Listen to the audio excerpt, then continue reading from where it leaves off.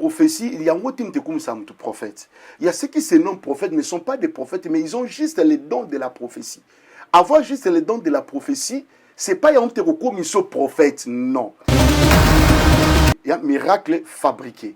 Donc, juste pour attirer attention à Batu. Mais or, Bible est Christ soit biki si abatang. Abibol belote. Mais au monde, mouta zo fabriqué. Mouta koufate mais bien kouf. N'appelle ça témoignage nga trouvé en Angola. Na sali campagne amune en Angola na zogi na ndona pema. Na tamte wala ndana suka frère. Abi père, nga petit no ma tete. Pardon? Petit no ma tete. Ah, merci. Mais nga mneka aveugle. Oh, you na. Mais na campagne na nga aveugle. Avec l'autant où pasteur a moni ce qui m'a dit, on a pire petit na yo, na fa na rabantandu na matiti. Yo petit na rabantandu na matiti. Mais oui. So ako avec l'endeni. Père Bella. Mais si vous n'êtes aucun qui fa pia na 300 kwanza na comprendre petit ako bini sa sur le protocole na.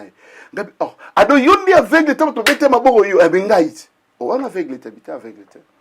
Na kata campagne na bi na tete ya sukunati. Mais je prenais mon téléphone pour la pasteur Dinilissi. Boutou moi nando benga. Est-ce que vous voyez? Bien sûr. Bo solo là nani. To solo là très bien. La confidentialité au solo là nani. Mais to solo là dans le sens qu'abi non, il faut qu'il y ait la paix. Il faut qu'il y ait la paix. Na bengi pe le évêque général quand kienza mwanambo. Tangu ba ranger ba solo li ka Mike mtenzo na téléphone te.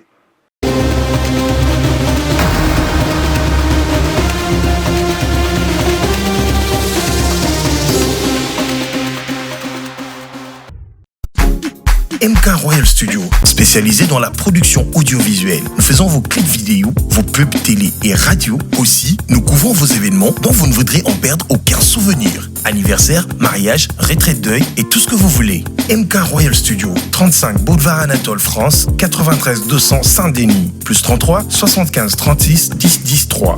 Et nous sommes MK Royal Service.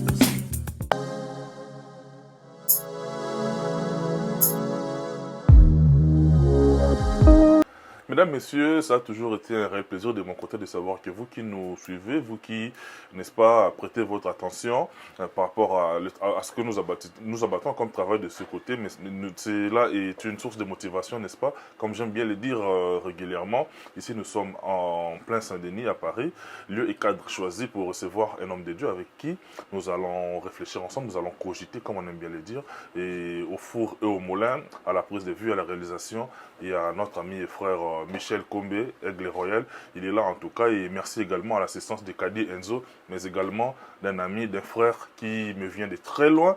Lui, il est là, il est from London. Patrick Yoka, Pat Leston, le grand réalisateur de mon pays. Je suis très heureux et fier en même temps de te recevoir pour la première fois sur ce plateau. Mesdames et messieurs, il est là avec nous. Lui, on l'appelle Père Condé, avec qui nous allons parler parce que à chaque fois qu'il y a un Mbara Moussa et Nanzambe, nous avons plaisir parce que but principal, au-delà, il y a l'émission à caractère pédagogique, mais également, ils allaient dépeupler quand adverse et puis peupler quand il y a un Nzambe, tout édifier à travers la parole. Père Condé, on a plaisir, Nzambe a souffle de vie, a fait Makase, Léon a moni enfin au Koutani. D'abord, bon humour personnellement, et puis bonne santé et évangile. Oui, merci mon frère, Nasepeli. Nga pesa plaisir ya okutana yo parce que la presse c'est un pouvoir. Dans ton azal bosso na yo, ils ont déjà pouvoir mobimba. Donc nous avons respect à presse makasi na bato presse.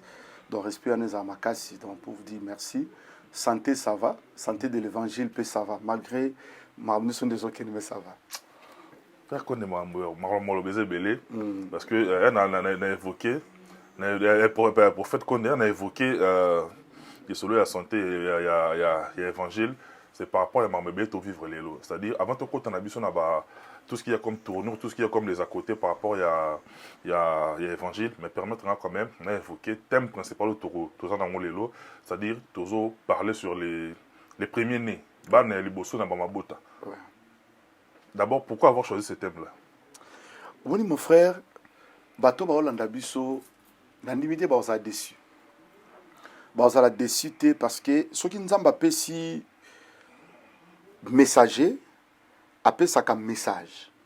Soit appelé si mission, appelé ça peut offrir des missions. Soit une missionnaire, appelé si mission mon akati. Appelé si vision, ayebilo kati nakasti. Soit bengi visionnaire, appelé si mission vision. Alors, ton Nzamba a un message où il y a ma première année, c'était pas facile. C'était pas facile pour moi. Non, prier quand on est au bon de la cas. On m'a dit, on est au salle d'activité. Sambela pour le cambo, Sambela, nous prions. Mais un jour, tu as bon de l'Nzamba et Bisinga. Abi, au Sambela pour la première année.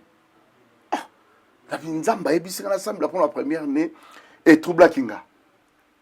Alors, on a besoin de sous prière, na lukana eba nini onzambe abongisi juste pour la première année.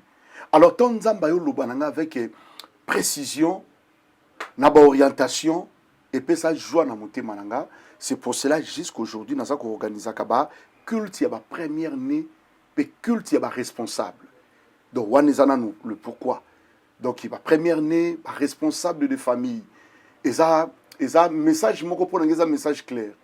Naki komona nini omoni bana liboso baza bano babimaka na circonstance tout papa mama babalani mwana bangwa liboso aza mwana balingana na libota donc moni que papa sepeli a formé mutu na ndenge na ye donc mwana na liboso siko na loi juif mwana azobota ma liboso c'est lui l'héritier donc mwana botamika liboso donc yene de fois hériter tout.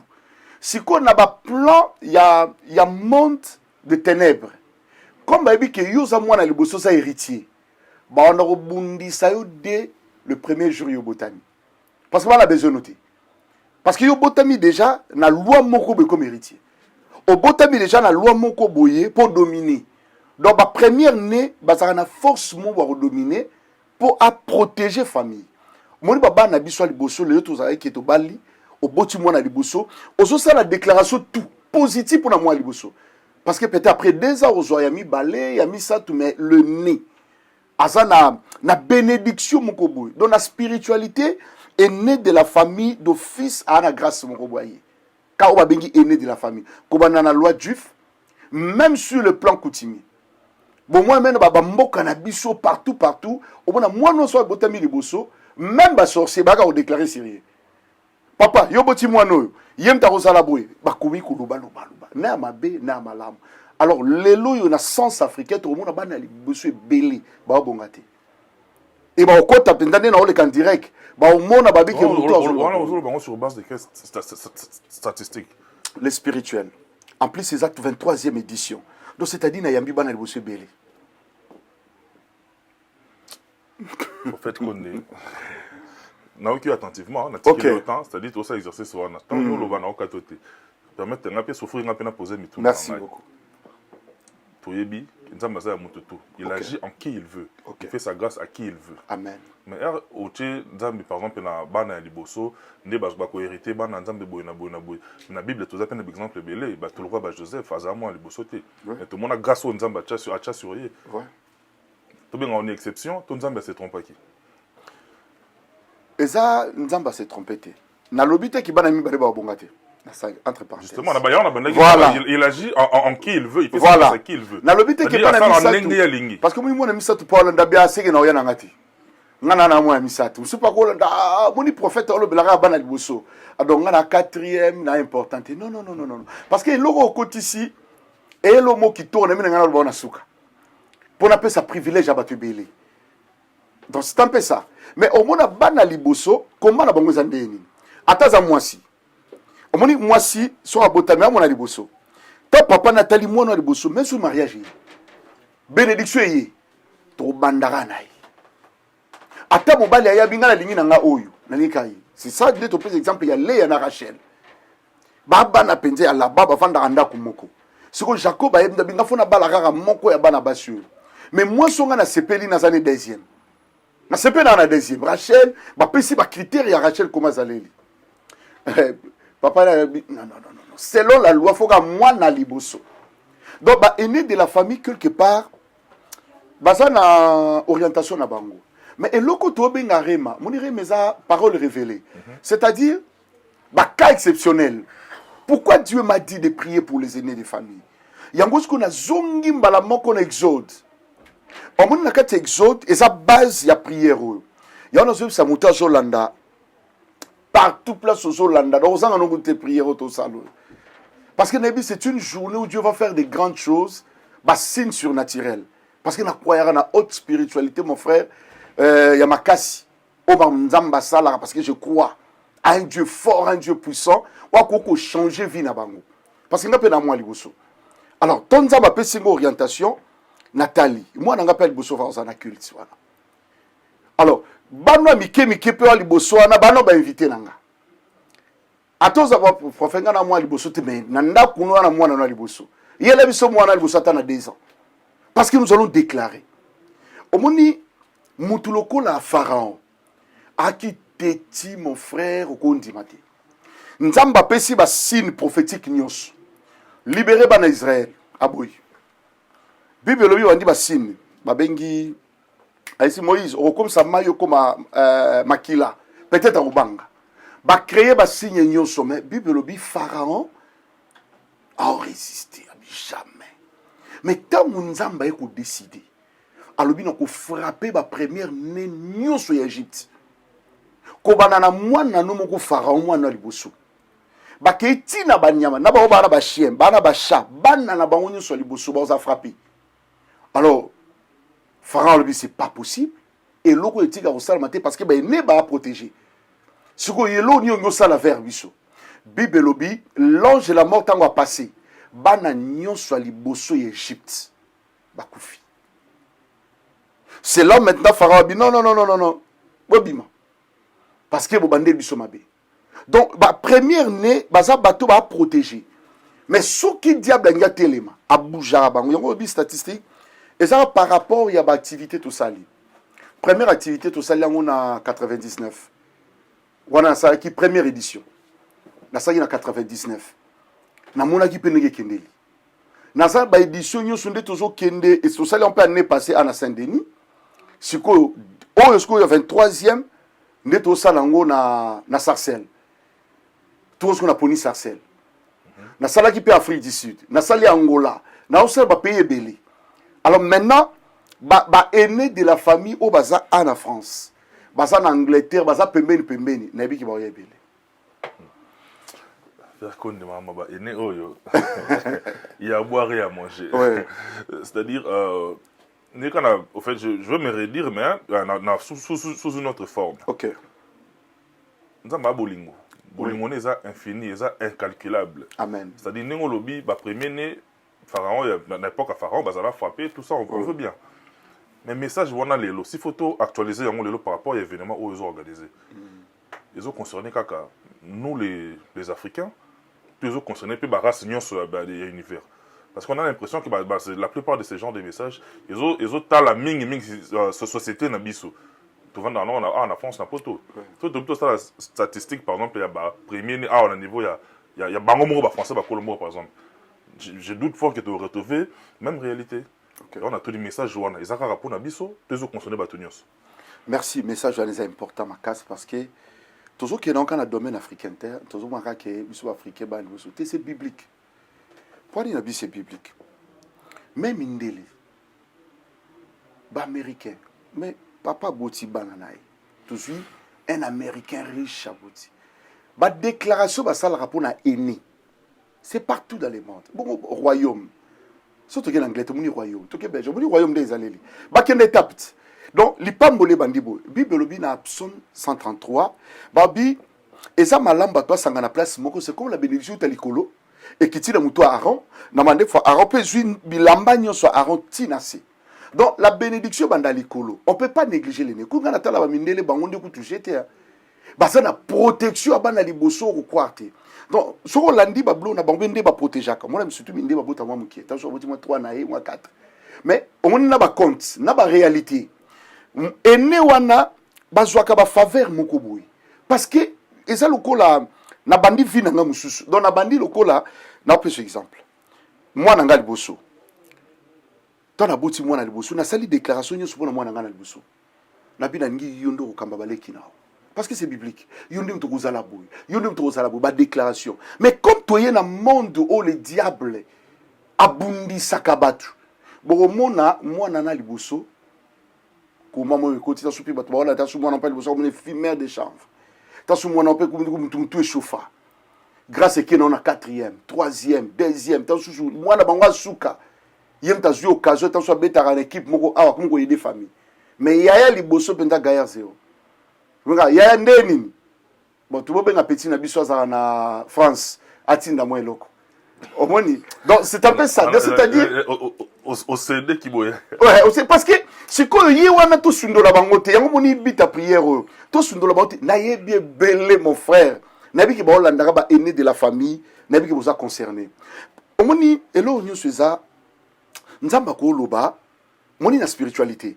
Nzamba ko yebisa yo sambela pone loko boy. Mais n'est pas dit qu'à longoli batum susu.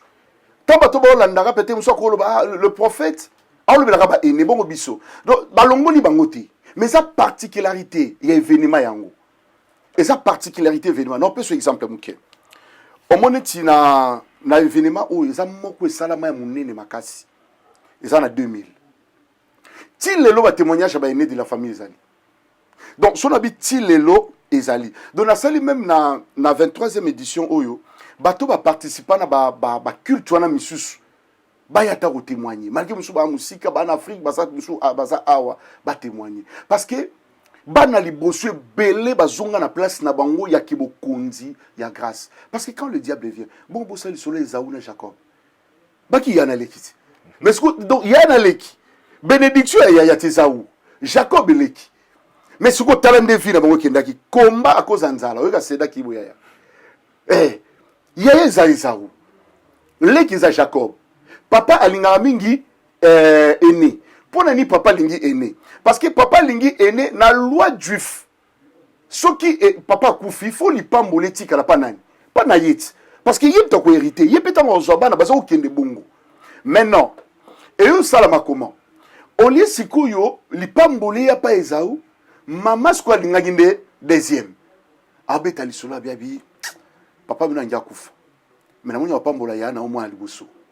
Mais papa le mnazo luka fo ali aboy moi soupe ba sale la et tala les aboy mais ce que yo ke loto sala yo luka kaka lata bila mamu ya ba poil tanga osimba bo ba kanta za aîné asala faux usage de faux voilà tromperie en même tromperie salama tout cela pour ba bébé sala aîné ya moni na prier pour ba aîné nzamba sala grâce na bi bato ba Hollanda biso ba za décider na déclarer ba za décider yango moni na bengisi na ko na président de l'église de France où il y a des réveils.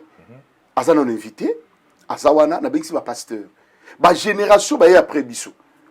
Na invité bango. Donc na invité mo ba kusha ba te belé, ba ya to prier. To implorer grâce à Nzambe. O tel ce que Esaú, ba Esaú ba se belé na mboko. O ba Esaú pe ba na se belé. Ba perdre bango grâce tant sous maman talingane deuxième. Pas mambuko pa poto ya laki. On est tout tina na yaya. Aya pe na poto abongisa po tina na bilota sur Afrique. Bazwa troisième temps sur batindi ya vanda beta radam abeta ka so ya za ine seriete siko so bazonga na place na ba ya zonga na place na yo donc yamba grâce na bazonga na place na ba. Merci beaucoup prophète Israël Koné. Nous permettre quand même de tourner tout autour bien sûr tout en restant dans le thème bien sûr. Prophète Israël Koné au fait c'est un constant en même temps mais aux gens libres qui pour contredire ngai mais qu'est-ce qui fait que les lots bino pour na mbio yozo représenter basali na Nzambe bino basali na Nzambe boza beaucoup plus mise en vedette par rapport ya kombo ya Jésus tout kombo ya Nzambe c'est-à-dire lelo basali na Nzambe balati le moi majestueux comme neti le moi neti ngana kosala donc neti ngana kosala événement donc batu boya ngai on yondo zo le devant mingi koleka kombo ya Nzambe ou allons-nous le moi et c'est loko yo et sali comme tout ça dans un sali ensemble oyambi biso oyambinga le mois yom te bebisi biso parce que les mois ezali les mois merci na honnêteté intellectuelle bien sûr et bebisi biso parce que ezali sikoyo ezali na ta ba capacité nanga na ta la kingandi naza en réalité apôtre Paul alobi si je vis c'est plus moi qui vis c'est Christ qui vit en moi donc c'est-à-dire il faut tous voir Christ et tout tient dans liboso so vu Christ tout tient liboso c'est bon. Soit tu es Christ ou tu es liboso. Mais tant que tu bongo parce que yango ezali na yebi ba génération na biso to anango dans le lozo mo mdake soit tali vedette ya biso. Soit tali makambo to sa les abiso. Soit tali donc ezali loi moko wana. Na ko peso témoignage et sali so mo orgueil hein. Omoni mo orgueil wana et sali pendaki ba otali la ba otela yo. Ce ko ba biso oyo ba orgueil yango nzamba efasa biso confondant on appelle ndolo comme suna sa orgueil na pio moi témoignage orgueil nanga allez-y alors comme suna ke Goma na sa prière à nation na Goma alors gouverneur tout arrangé ba bibo prophète on a logé place tel OK on a ce guerre makasi ou tout autre donc il y a peu d'informations parmi bateau ba sali ba prière à nation je suis parmi on a accepté aux équipes na ke pendant na Goma équipe nangé ki donc bateau Goma so ba sali ba yebido qui serait on a 8e région militaire to profiter au Lobango dans le sens que on a travaillé na ke pendant que gouverneur azali na ke le général ou a travaillé tout travailler na bango à son nom, Wazaki adjoint Delphin Kaimbi. Le loi sous invité, mais Bazala Nanga. Donc, c'est-à-dire, je travaille aussi pour la nation. On a des informations. Non. Alors maintenant, hôtel au Balojainga. Ça va dire hôtel. Parce que comme on a vu, Balojainga place à bien. On a vu qu'il y a un tongo, ce que moi, l'olendo. Frère Morazaki, on a vu que il faut que tu aies un tanotiki, tu solo là. Il peut se couper, il bando il bete ali solo bimondé, zali anga pena comme ba relation tout. Son nom c'est bimoni soko na bezo kutana na responsable telo na peso fongola yo, tala kutuna na suite, na lobeta beta ba solo tout normal. Ce que mais c'est moi bibo, lobi na roya, vos appétits déjeuner erni. À partir de 8h39 soko yé, na sewana to relier ensemble. Parce que moi, l'olendo, il a la caca, que je suis là. Papa, oui, qu'il a tant d'entoyé, j'ai un payé, bon, papa, normal, qui a kilote, tout, au vendu, il a commandé petit déjeuner, il a commandé, non, je vais payer tout, soit numéro nanga, tout, ici. Après, qu'il a sans pour autant, bon, je ne sais pas tout, mais, habitué, ma case, dans le sens qu'il n'y a pas de relation, n'a pas essayé à coordonner, mais, c'est déjà qu'on fond là ou pas général. C'est on est qui dans 8e région militaire, qui général Mayala, vainqueur. C'est mon frère. Le général Mayala, à l'époque, c'est lui. Alors maintenant, même si nous font le pas général Mayala, c'est le vainqueur, tout. Ah, c'est bon, papa. Oui, na zongi c'est quoi muta réception. Naïb c'est ah, prophète yo non kokuta na l'hôtel. Qu'est-ce qu'il y a wana bosso la net? Eh. Frère, c'est yo le kokuta na l'hôtel genre. Eh, nabi, si vous dites que yo luka kolo mais ye wana. Comme c'est pas possible. Donc il y a le lenga banande belé à cause d'un maté humble qui l'autre sinaye yozu ka montre ya cher ya mo montre moko boye ngas ko na kanisa ka nera bateau ba ya na bon hôtel ndeto ba beta matolo peut-être aye boye mais non c'est lui le responsable de l'hôtel suko ebi ke orgueil nange kitanyonso na mimoni zéro et nzamba ebisenga bi il faut être humble et na tiami makasi Natemi makasi tu tinga soni so raisonner ce que soni wana ce qu'on appelle ça déjà rendez-vous bonga ya pour quand tu nous accabler moi quelque chose tu vois donc quelque part orgueil na biso nzamba obukango orgueil na biso nzamba obukango oyi lelo ngana utina en Afrique na yebi no ndebo tapoto oyi biso mo voiture na so tondo tshela mutema oyi ki andi ba ichi oyi ke sura biso soni so raisonner ngakuna so mo voiture na mo tabo oyi pende onde sitigo. Et même mieux pendant ce nom, tu payes 15 euros au mati. Si on y a ah, mais au kunanga na bi question na otambola nango. Mvandu. Donc c'est-à-dire nzamba buki biso. Na kati orgueil na biso wana na kiaka na Belgique, me la coûté mukonzi mo na ba kala. Biso tout na train. Ah puis oui, si c'est comme ça. Donc ngas qu'on a raisonné que biso kuna to mona so mutamati na bis peta na loti. Mais si ko mukonzi nga na yeba na mouvancier. To kutani na train. Bonjour papa. Bonjour. Ça va. Donc, vous comprenez un peu. Donc, l'orgueil na biso, il faut écouer. Et moi, je prie les bons dieux que mettent biso to loba. Abuka, biso to ça peut être moi à l'aise. Le mot important, Zamba Buka, Abuka biso. Pour bosser à l'aise, mais Kolobayango, en fait, entre le dire et le faire, ils en ont faussé. Oui, toujours bundana. Dès qu'à Bibelobi, on fait l'effort. On fait l'effort, il y a un peu moins humble. Parce que, au mieux, comme ça, devant Moutoumoro, Moutouano, sauter les budgets, n'a aucun. Babylon, on a tout, et puis ça, il sonne na vie. Mais justement, il y a Jean-Rouane Salami. Tout le monde est dans les réseaux sociaux. Autre temps, autre mœurs. Mais maintenant, il y a les lots.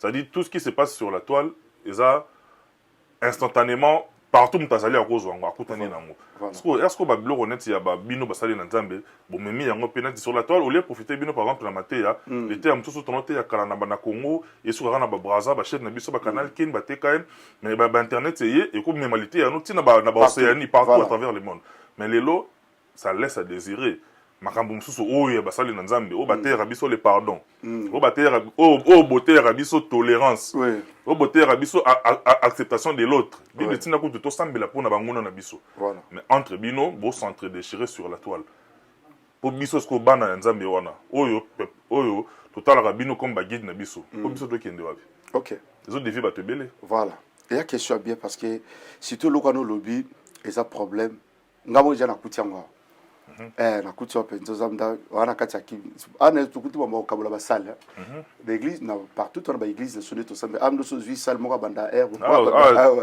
mutu tala salle na mo senti pinda ki mutalingi hotel tout le nom pas qu'on osani ani mutakini donc yamna na bateau pinda balingana raté bazar et bo kabwanyo na pezali mais bon prochain biso makambe belé tolérance à l'acceptation de l'autre na okinde na ozongisa le monde les ont enseigné so bible même la nature vous enseigne.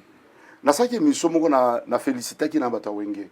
Pourquoi so na félicité bango? Ebele ba ki okanda. Ouais, nga na félicité bango dans le sens que cet amour là. Il y a bobenga hypocrisie ou pas mais pour moi c'est la joie. Le geste entre les frères nga botemi na bandal. Tu vois, na botemi na bandal. Na kolimo mke mais na mutamatiti. Donc je connais un peu bandal.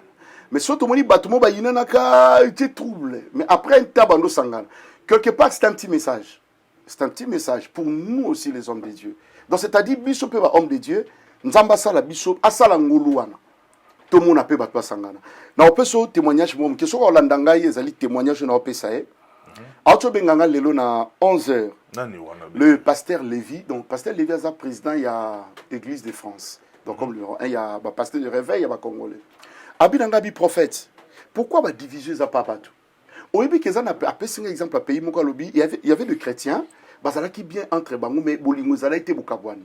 Alors, secte mokotan oui, balaki si bolingo, balaki si entraide, balaki si normal, ba gagner na batwana. Le christianisme na pays wana c'est à cause de la division à batwa zakiwana. Donc, aibi singa lobi prophète, c'est important. Ton enseigner la génération oui après biso, ba génération opesa qui va biso.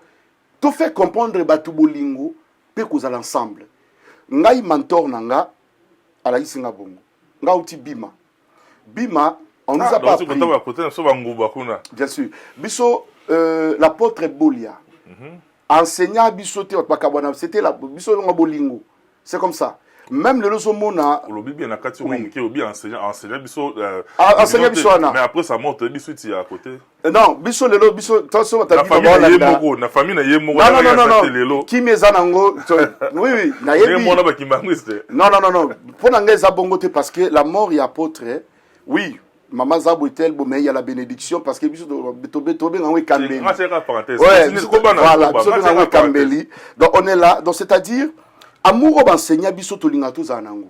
Donc nous voulons que batwa ça la ini. Na ebate pourquoi non ça mabe pas frère nanga. Les na oté comme tout ça comme na sarcelle nga no yati. Événement na sarcelle parce que c'est événement. Bah bon sarcelle nga no yana ngati. Bon prophète abin si bana liboso moi je ne viens pas. Vous comprenez? Mais dans la vie, il y a l'amour. On doit enseigner cela batwa linga na batwa ça la bien. Et surtout dans la communauté na bisonde, je ne sais pas si tu as un problème. Je ne sais pas donc ils ont un domaine tout. Donc talinga orati aïso na ngana yoti même bino batei même bino kudu batei écoute mais papa oyamenga moteya na bi c'est entre nous parce que sont to longo les a compliqué parce que to linginde on moni même apôtre Paul abi toujours ça l'effort il y a aucun vers la justice vers la perfection to atteindre ngona nté donc c'est-à-dire tout ça pour enseigner batu to vivre yango bokabwani ezate na félicité qui pasteur Denis et le retour ça na Mike Kalamba et je suis content parce que et comment qui passe. Mais je prenais mon téléphone pour benga pasteur Denis. Boutou mo na benga. Est-ce que vous voyez? Bien sûr. Bo solo la nini. To solo la très bien. Confidentiel to solo la nini. Mais to solo là dans le sens qu'abi non, il faut qu'il y ait la paix. Il faut qu'il y ait la paix. Na bengi pe l'évêque général quand kienza mwanambo. Tangu ba ranger ba solo li ka Mike mtenzo na téléphone té. Juste quand il na so téléphone té. Alors pour moi et qui joie, to ba sangani. Na vandi na bi que Dieu soit loué. C'est clair. Donc c'est ça ce que nous voulons. Moi papa ya mike wane salama. Ya to ça ba na biso to bazo ya. C'est plus le temps au final. Le na ko lo ba milliers ya profane. Ah, mi to benga profane peut-être ba musicien. Mais Dieu m'a fait grâce, babenganga ming basolananga. Mais le problème na biso ezali to na luba banka lo moko. Fais ton travail. Enlève la haine, vis bien. Bukabwaniti. C'est simple façon to linga. Merci beaucoup, prophète Israël Kondé. Tout ça, autant moulay mingité, mais tous on a évidemment parce que il y a des alliés, sujet principal de l'émission à l'élo, jour Rwanda. Tu auras-t-il des particuliers, c'est-à-dire du point de vue organisationnel, parce que le spirituel te contrôlé à moitié. Voilà. Où il s'est manifesté jour Rwanda, ils ont échappé contrôle dans biso. Car il est mort. Mais du point de vue organisationnel, bah tu vas s'attendre dans nini. Et ça m'a comme failli la fois passée parce que l'affection ça l'a raté. Mais le retour mon qui l'a sali. Parce que bobongi c'est nini ils ont comme erreur mais cette fois-ci c'est reproduit. Bon, Michel Batika a après l'année passée. Michel ouais. Donc le problème c'est quoi? L'année passée, on avait travaillé mais il y avait quelques difficultés. Parce que combien qui tellement makasi mais Dieu nous a fait grâce. Tous les Kisaki. Bah confrère Nabino Pebazalaki, voilà. Comme nous l'itams, frère, c'est un frère que j'aime beaucoup. Il m'a filmé, il m'a arrangé qui tout va passer direct en 2021. Parfois, ils allaient dans le sens qu'on était très combatifs pour l'événement de Salam. Alors, maintenant, cette année, on ne va pas s'attendre à une organisation. 14 heures juste pour Tobandi. Donc, il y a 2 personnes Tobandi. Donc, ils ont 16 rue des Scouvriers, Sarcelles, donc 95 décembre. Je sais bien, oui, je sais Michel, donc, bateau Hollande biso bana liboso news bakuta neza samedi, le 18, samedi donc le 18 à partir il y a 14 heures juste to débuter adoration. Donc 14 heures juste to débuter to prier na bateau ba osala wana yango na ka donc to prier au petit nzamba osala. Donc l'œuvre du Saint-Esprit c'est Dieu qui agit. Mais comme nzamba ebisenga na benga bana liboso nabi nzamba o visiter bango makasi et en plus na croyaka na guérison miracle. Pourquoi na croyaka? Biso te tobiksa. Mais il y a quelqu'un qui guérit. Walobi vous imposerez les mains aux malades et les malades seront guéris. Donc naza ko croire na guérison o nzamba rosala. Non biso men ko la bikisaka. Alors bikisa batu ebele pe ako délivrer batu alors pe sa solution par batu Jésus-Christ. Ou hasard le maître des temps et des circonstances. Donc, Yewana Nemta ko agir jour en jour. Donc, c'est une journée où et ça, la bateau en Angleterre, bateau en Belgique, bateau en Allemagne, bateau quelque part, et arrivé na Bango, dans des cités. Donc, c'est une salle, mais koko tana bamba ndimiyal ko Bethesda. Donc, c'est-à-dire, koko tana lié oyo, nzamba ko bouger mai bato ba bika bazwa délivrance. Donc, le 18 juin pour nangeza une journée où Dieu va faire de grandes choses. Donc, on croire ma casse. Nous croire. Et l'autre poussé à croire, Ezali, ma casse Nzambe. Il n'a jamais changé. Il est le même hier, aujourd'hui et éternellement. Nzambe a changé. Donc, on a proclamé Nzambe a changé. On a rappelé toujours Nzambe a kako sala. Donc, on peut se faire un petit témoignage. Événement, on na sala ka liboso. Il y a une facilité, mais Nzambe a accompagné à l'époque courante. Il y a un sabato qui s'est insoucié, il y a un qui s'est insoucié, il y a un sikoyo. Dans la salle événement en 91 dans 91. Il y a un événement dans la salle qui s'est doit changer. On appelle ça ma prophétie. Sur la qui s'est insoucié en 91, dans 91. Sur la salle événement, dans ce moment-là, il s'est insoucié, il y a un dispensaire d'État. Le logo est comme un mort qui est bongo. Alors il y a un événement proclamation tout y a prophétie tout le bas na niwa le loto vivant il y a ba sana nzambe ba bima ebele ba yembia minene ba te belé be to tangate. Donc c'est-à-dire à chaque événement il y a une particularité ezalaka. 2004 il y a là qui apparition sur son mari Misamu on a même dans zongisi vinda qui n'attend na travail on a 2004 quand est né de la famille donc tout travail en donc, surtout qu'il y a des belé qui ce soit des musiciens, des politiciens, n'en parlons même pas. Malgré les lots, peut-être reconnaissance, c'est à la rencontre, mais n'en parlons même pas. Bon, tu sais, on a montré les arabes, on a dit, on a ça, Katinayo, Pierre qu'on a tout quand on a un plaisir, on a dit aussi que on a posé pour prochainement être aux oyo, là on a dit ça avec la même attention. Ici, il faut tout résumer en mythologie les lots, où s'adresser à Bango en quelques phrases seulement, et puis on a des annonces. Dans la Bango, s'adresser à Bango. Oui, merci Nabato Ozolanda Bisso. Et ça annonce ça. Le 18 juin, samedi le 18 juin na Sarcelles ezali adresse angoyo 16 rue des Couvriers 95 200. C'est là où nous allons prier. Na pesi bino numéro à téléphone. À partir du numéro na pesa bino. Boko ko benga boza na facilité po boya. Na bengi si banani selon makamzamba ebisinga. Na bengi si bana ya liboso. Do ba aîné de la famille nyonso boza ba invité nanga. Zambo a visitaka a visité bino. 16 rue des Couvriers 95 200. Et à place de Rosambela 14h juste to débiter. Donc au koyano 12h, au koyano 13h, il n'y a pas de problème mais 14h juste to débiter service. To salani na kat. To prier pour na bana liboso. To so prier pour na ba car résistant. To so prier pour na ba entrepreneur et loko asuka to so prier pour na RDC. RDC Zamboka nangai. Na kondi maté to vivre agression. Alors, to za na prière spéciale au to sala na kati pour na mboka na biso RDC. De sa prière spéciale to sala na kati. Alors, yom to zo landanga ko zangate aux invités nanga il y a le 18 juin 2022 année. Ah, Père Condé, on a un plaisir, on a. Merci. Mais non, ton est-ce que non, ton noté. Toute dernière question. Il y a quelqu'un qui a remis pratiquement. Ok. D'abord, nous reboitons la biso. Oh, bah, moni, tu as rappelé, bah, pasteur, tu as rappelé, bah, prophète.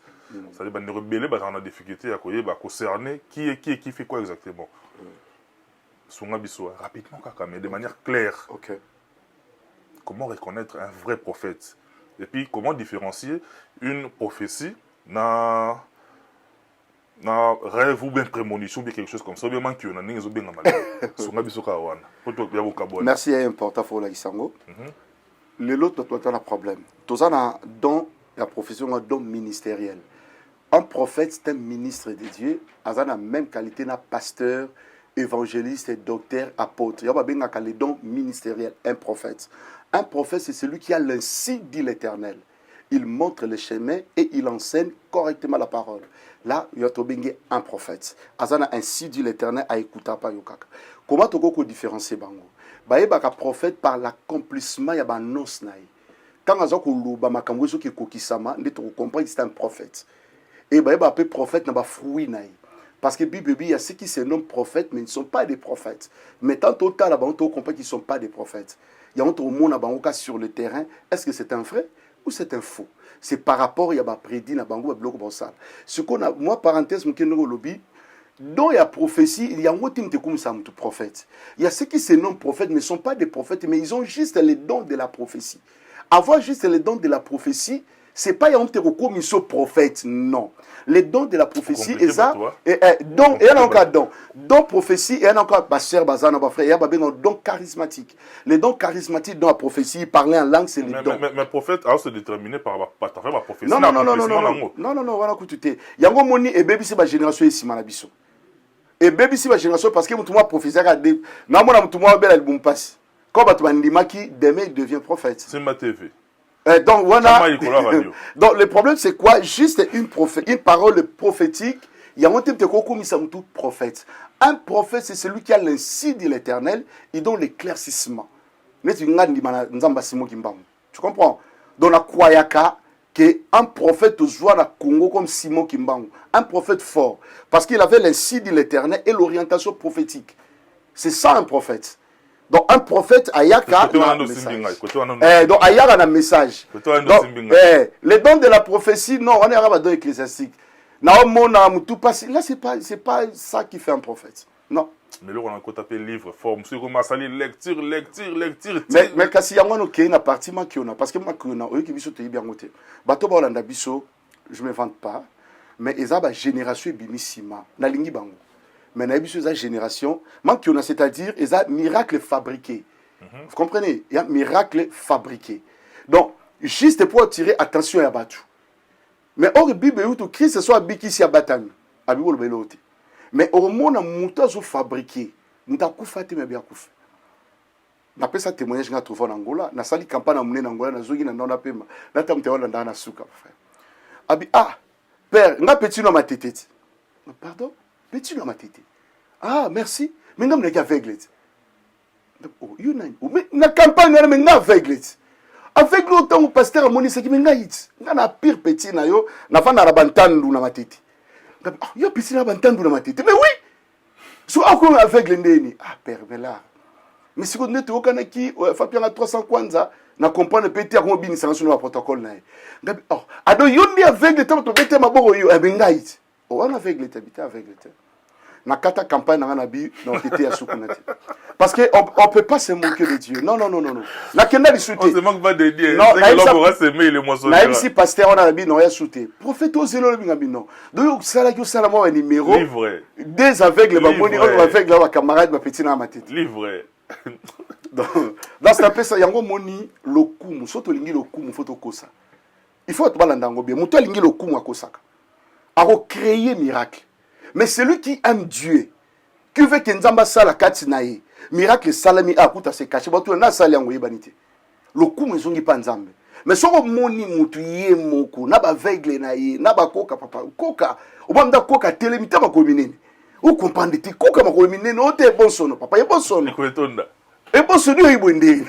Mais ça va to monango. Ah mutakufi mais au moins mutakufi azoli ambala morte. Ah papa okufi, o sekui ka lelo, o zongi pe boye.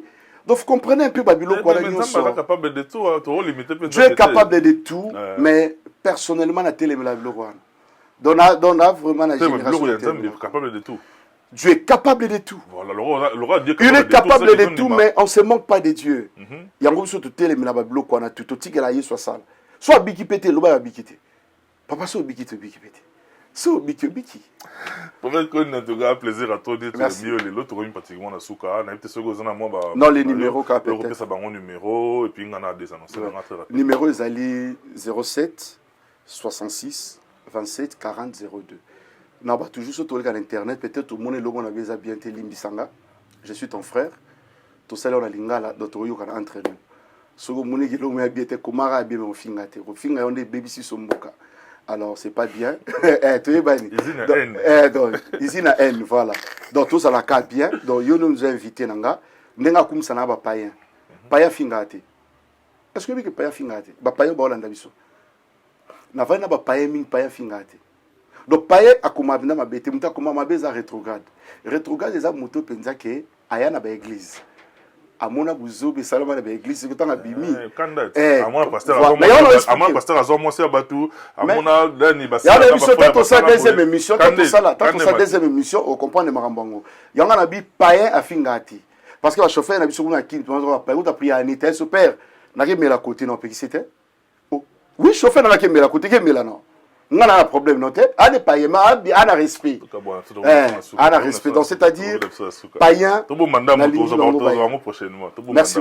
merci beaucoup mesdames messieurs en tout cas on a plaisir le numéro qui est affiché c'est notre numéro c'est-à-dire les remarques les suggestions ainsi que vos soutiens on en a besoin pour faire avancer ce travail dites merci à Kadi Enzo Azabongo derrière la caméra merci beaucoup mon frère et également à la coordination et coordination en même temps de celui qu'on appelle Aigle Royal Michel Kombe, 8e dimension en tout cas. Merci beaucoup Chafa pour le travail abattu. Mais je n'oublierai pas de dire un grand merci à un ami d'enfance, à un frère en tout cas, Patrick Yoka, le réalisateur de mon pays, qui nous vient de très loin en tout cas, à Hôtel Bisso Côté British, mais les loyers. Après plus de 25 ans, tout le monde a été écouté à Nélo. On a plaisir, on a aimé les lots, on a plateau, on a Azawana, on a assistance à Bisso. Grand merci. D'ici là, portez-vous bien. Bye bye, tout le monde prochainement avec le même enthousiasme. À la prochaine.